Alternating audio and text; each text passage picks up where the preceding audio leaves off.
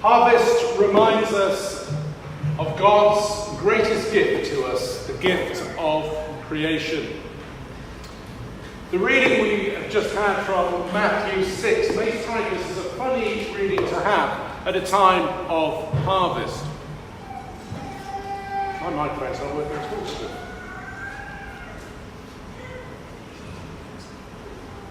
1, 2, there we go, that's better.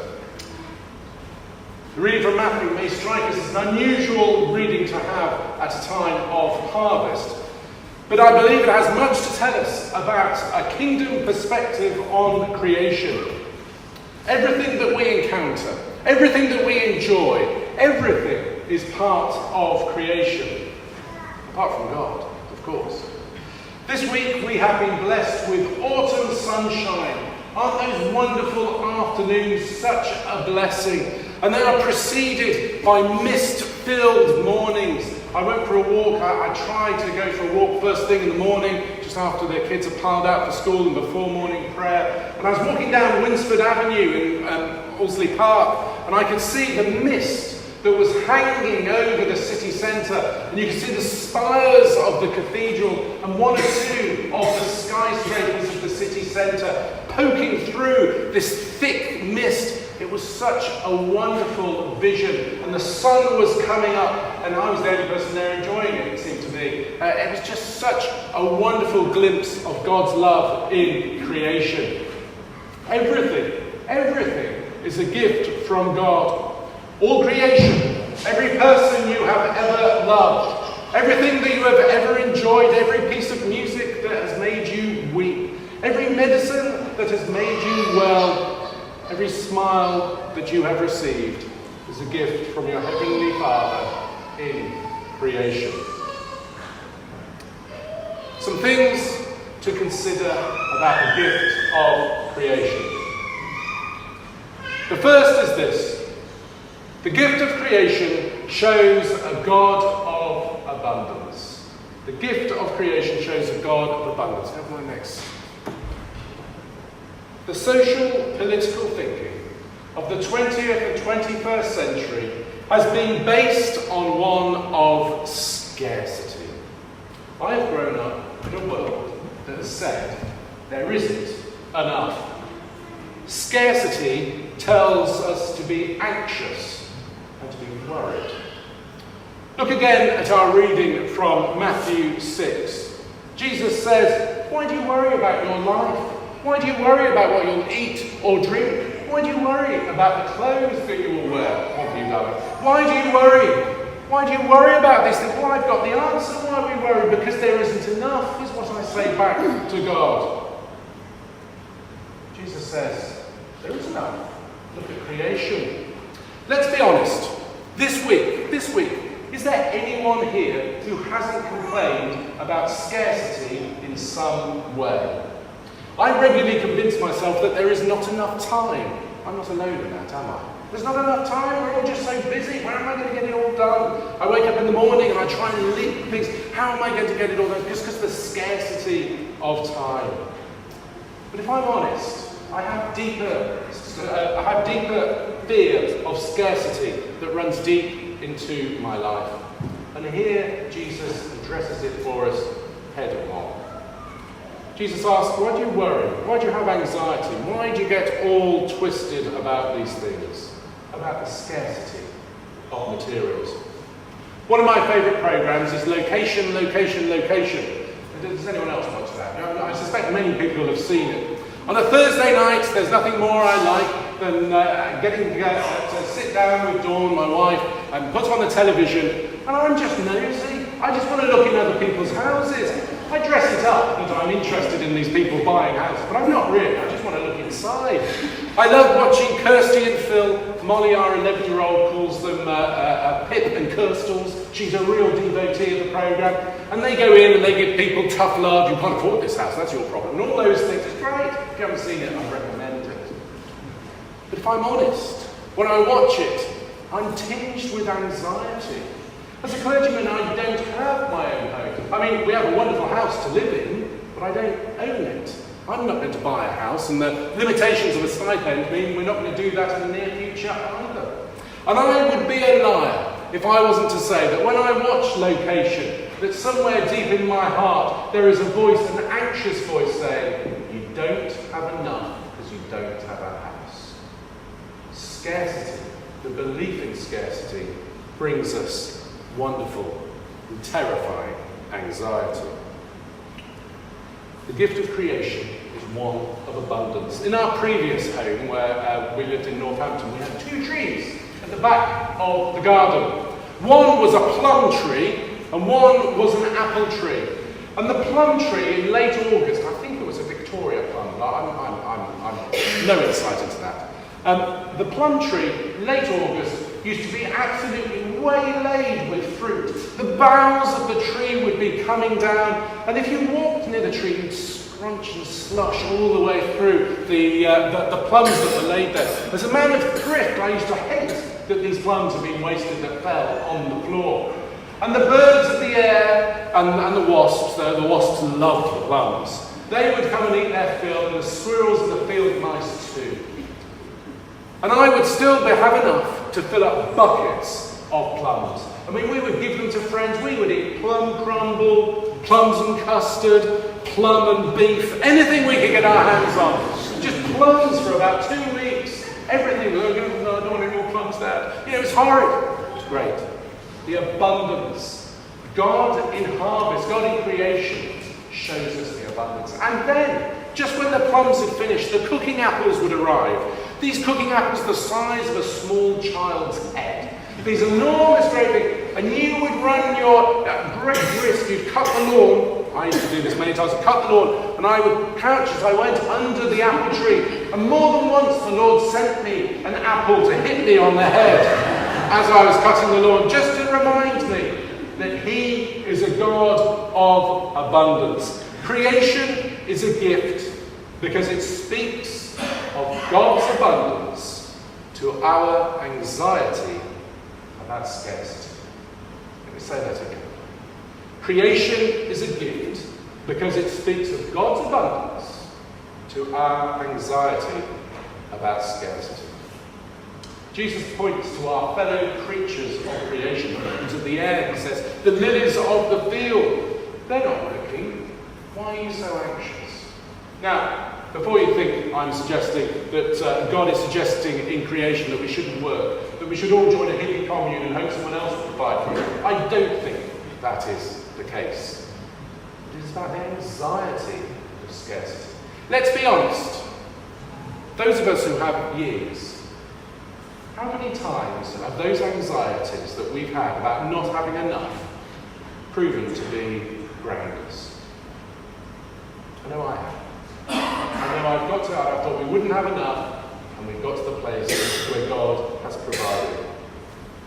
The second gift of creation is that of mutual coexistence. Got my next slide. Now, I love bees. I'm not an expert on beekeeping. Is anyone here a beekeeper?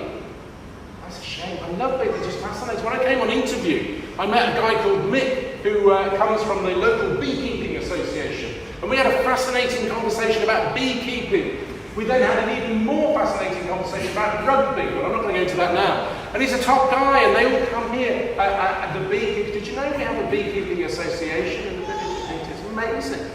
Their honey's fantastic. But, bees don't just make honey, they pollinate.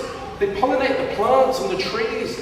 Next summer, when you're sitting there, and you're having your picnic, and you swat away a bee, just remember, if it wasn't for the bee, there would be no apple pie.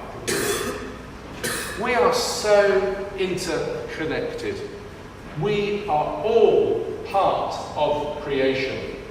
Jesus reveals a God in Trinity.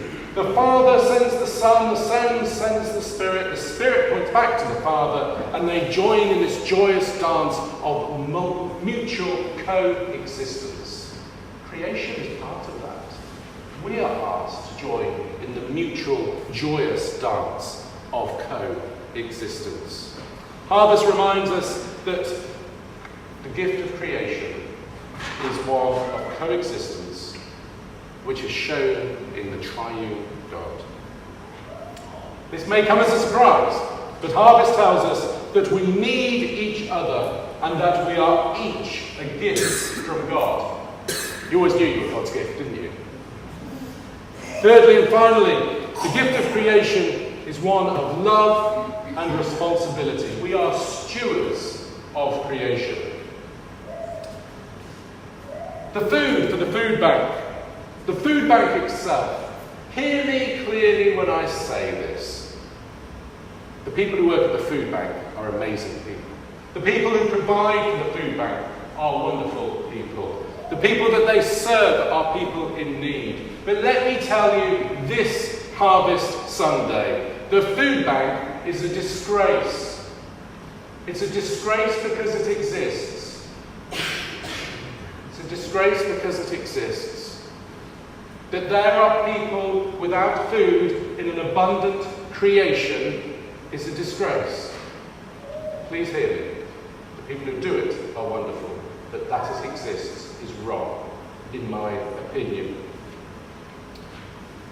As I've said, God's creation is a place of abundance. As the cliche says, there is enough for everyone's needs, not enough for everyone's greeds. I saw one of those adverts the other day, one of those daytime TV adverts about the famine in Yemen. There was a child starving.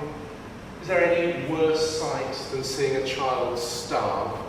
And I felt angry and guilty and powerless. I didn't know what to do. It's not on. The first covenant between God and humanity was that we were to be stewards of creation. In Genesis 1:28, God entrusts creation into the hands of humanity. And that covenant has never dissolved. It stands for all time. The greatest threat to the environment are the human stewards that God has entrusted its survival to. Talk about ironic. The corporate sin of humanity to abuse the creation that it is part of shows us to be a species that is capable of incredible stupidity.